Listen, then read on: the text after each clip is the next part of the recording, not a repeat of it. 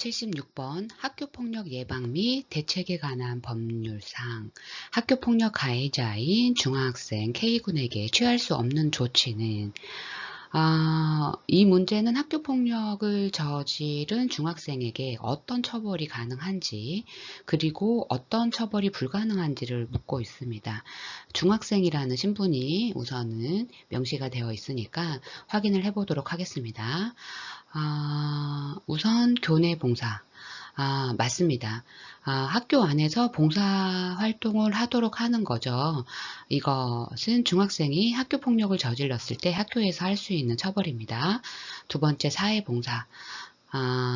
사회봉사는 학교 밖에서 봉사 활동을 하도록 하는 거고, 이 내용도 맞습니다. 3번. 특별교육 이수 또는 심리치료. 맞습니다. 문제 행동을 바로잡기 위해 특별한 교육을 받거나 상담을 받게 하는 거죠. 네 번째, 전학. 다른 학교로 옮기게 하는 거죠. 이것도 맞습니다. 다섯 번째, 퇴학 처분. 이것이 옳지 않습니다. 퇴학 처분은요, 중학생에게는 적용되지 않아요. 퇴학은 중학생에게 내릴 수 없는 처벌인 거죠. 그래서 중학생 K군에게 취할 수 없는 조치는 퇴학 처분입니다. 따라서 답은 5번입니다. 초중은요, 의무교육과정에 해당되기 때문에 퇴학 처분은 해당되지 않습니다. 77번 다음 사례에서 학교 상담사가 국가 및 지방자치단체 위기청소년 특별지원 사업과 연계 시 지원 가능한 내용이 아닌 것은 주어진 내용을 보도록 하겠습니다. 고등학교 2학년 B양은 최근 부모 이혼으로 현재 조모와 생활하며 경제적으로 어렵게 되었다. 또한 수업에도 집중하지 못하며 바리스타가 되는 꿈도 포기하려고 한다. 주어진 내용 중에 고등학교 2학년 B양의 사례에서 국가 및 지방자치단체 위기청소년 특별지원 사업과 연계하여 지원 가능한 내용이 아닌 것을 골라보는 거죠. 우선 지원 가능한 내용으로는요. 금전의 형태로 제공하는 사회 경제적 지원이 있고요. 학업 지원, 의료 지원, 바리스타 직업훈련 지원, 청소년 활동 지원이 있습니다. 4번에 명시된 가구의 소득과 무관한 실비 지원은요. 국가 및 지방자치단체 위기청소년 특별지원 사업과 연계 시 지원 가능한 내용이 아닙니다. 우선은 위기청소년에 대한 특별 지원은요, 가구의 소득에 따른 차등 지원인 내용들이 있고요. 누구나 지원받을 수 있는 내용들이 있습니다. 따라서 4번 가구의 소득과 무관한 실비 지원은 지원 가능한 내용이 아니어서 77번의 답이 됩니다.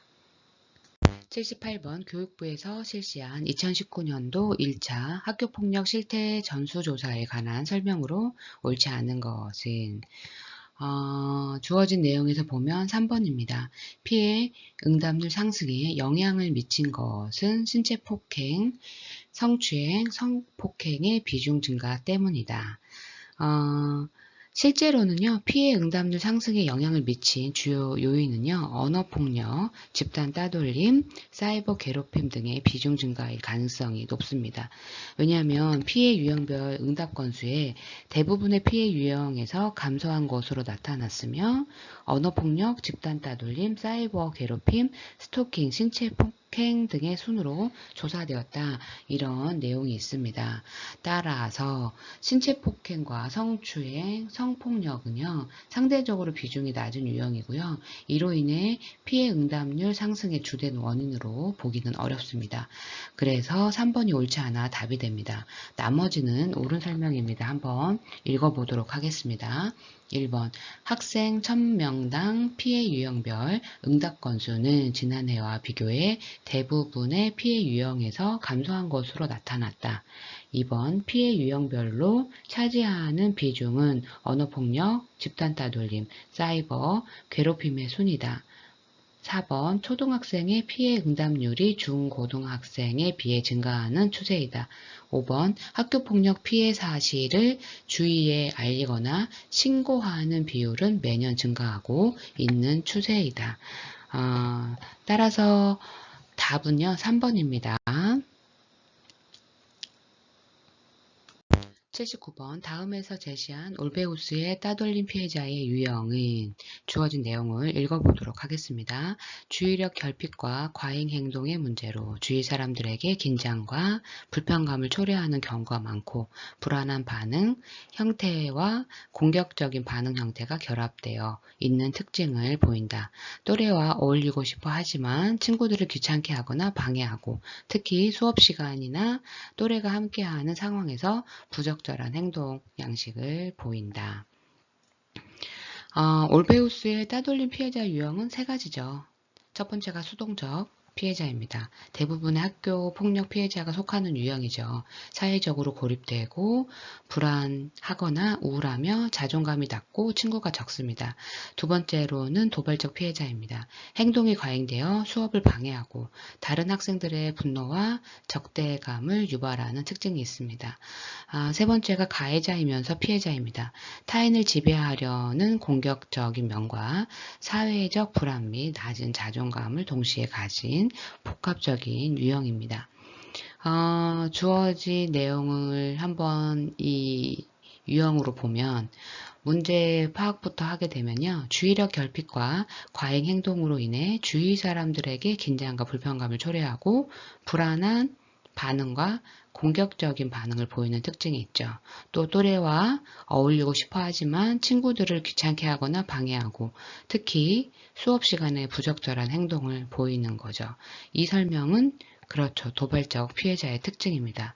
도발적 피해자는요. 끊임없이 행동하고요. 동급생들에게 불편감을 주고요. 부정적인 반응을 유발하는 행동을 보입니다. 즉, 이 문제는 주어진 설명이 어떤 유형의 피해자를 설명하는지를 묻고 있기 때문에 여기에서 핵심은 불안하고 공격적인 반응을 보이면서 수업 중에도 끊임없이 행동하는 특징을 가진 피해자가 누구인지를 아는 겁니다. 이러한 행동을 하는 피해자는 도발적 피해자로 이들이 다른 학생들에게 부정적인 반응을 유발하는 것을 기억하면서 답을 찾는다면 3번 도발적 피해자가 답이 나오죠. 그래서 79번의 답은 3번입니다. 80번 DSM-5에 분류된 외상 스트레스 장애 PTSD 진단 관련 내용으로 옳은 것을 모두 고른 것은 우선 주어진 내용 중에 아닌 것부터 골라보도록 하겠습니다. 디귿이죠. 직업 관련성이 없는 일반인도 언론 매체를 통해 외상 사건에 지속적 반복적으로 노출되면 진단 가능하다. 직업 관련성이 없는 일반인입니다. 언론 매체를 통해 즉 일반인이 뉴스를 보는 것만으로 외상 스트레스 장애로 진단할 수 있다 없다. 어떤가요? 진단할 수 없죠. 따라서 디귿은 옳지 않아서 답에서 제외가 됩니다. 나머지는 다 옳은 내용입니다. 한번 읽어보도록 하겠습니다.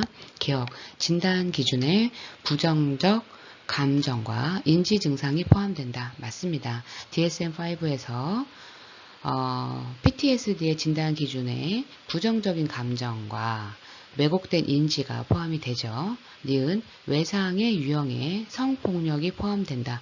맞습니다. 성폭력도요. PTSD를 유발할 수 있는 외상 사건에 포함이 됩니다.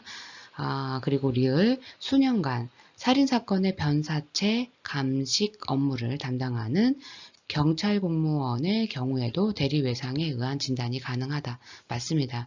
직무수행 중 반복적으로 외상 사건에 노출되는 경우에도요. PTSD 진단이 가능합니다. 그래서 80번의 답은 3번입니다. 기억, 니은, 니을입니다.